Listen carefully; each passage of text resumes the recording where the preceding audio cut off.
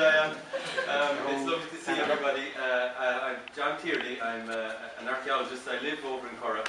We've been living down here 15 years.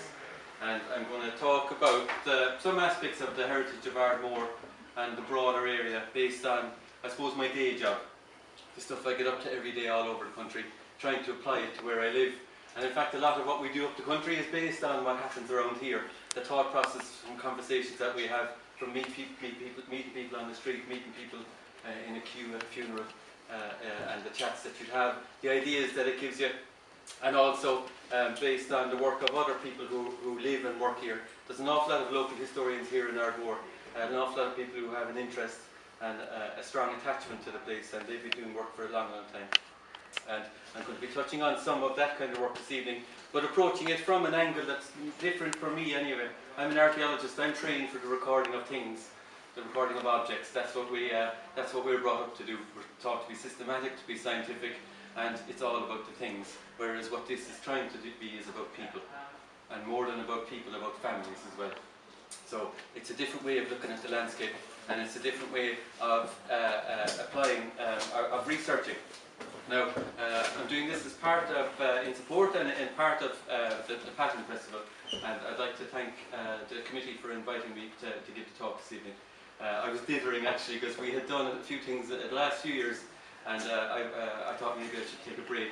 And then John said, no, you're on here and you're doing that. So end of dither. So that's why we're in this unusual setting. We were in the graveyard last year, we were in the hall the year before that, and here we're in the hotel. I'm going to touch a little bit on the hotel as I talk today. And thanks a million to Aidan and to Trish for hosting us. So, Ardmore names, people and place. The lesson of names attached to places came home to me very strongly a year ago. If you get the Eurotunnel, get on the train in London and go across to northern France. If you get the train then, if you get it down to a little village called Albert, get a taxi, it costs about a tenner, it goes about 15 miles out into the countryside, and you're dropped off in the middle of very rural northern France. And you walk up the hill and you come up to Tepval commemoration, it's a memorial. And as you stand and look at this particular face in Tepval Memorial, you'll see the name of my great-grandfather. His name is John Maher, and he died in 1916 in the Somme, and his name is up there. 96 years ago he died. Sorry, last year it was 96. 96 years later, this is my dad, the first of our family to see his name carved in stone. And it was moving. When we got there, it was overcast. And as we were looking for the names, we knew the panel, we knew the wall, and we searched around, and as Dad got to the wall to see the sun shone across the face of the stone.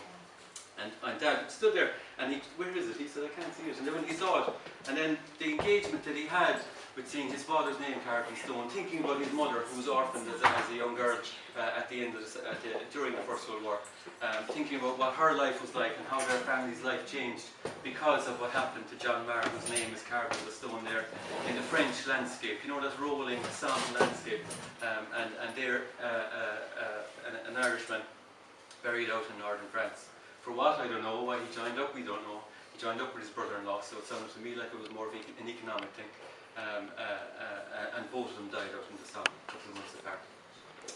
But seeing the emotional impact of standing in front of that carved stone really brought it home to us that that's a lot of what we have here going for us in Ireland.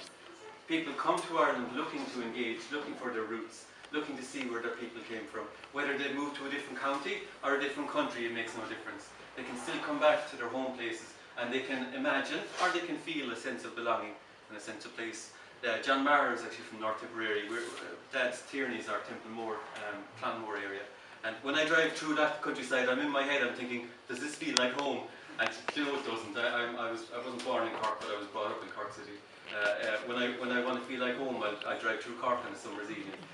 Or I'm here in Ardmore 15 years. If Waterford get a goal, I'm standing with my hands in the air as well. So this feels like home as well. The context for the talk this evening, it relates on this practice that we've been at as archaeologists of community archaeology. You've probably all engaged with the gathering to some extent. It's community voluntary engagement with tourism. Ireland Reaching Out, a fantastic reverse genealogy project that has its roots up in Galway and is now spreading around the country. And our own project, which is called Historic Graves, which has its roots here in Ardmore. On the Historic Graves project, We have surveyed over 30,000 grave memorials in the last 3 years, and it all started in the hill behind us here. And we've done that with community groups. Prior to this, we used to do all our archaeology on our own. We were the professionals. If you were in trouble, you called us in and we did the work. And it was very challenging, and it was very satisfying in lots of ways. But the work we're doing now, fully based on community groups, is far more satisfying. Equally challenging, but it's far more rewarding. And some of the rewards, and I'm going to explain what some of those are as I go through this talk. The Historic Graves Project lives at historicgraves.ie or .com, and what it is, it's leveraging modern technology. We use a Drupal content management system. I don't know what that means. All I know is that it's extremely powerful and extremely free.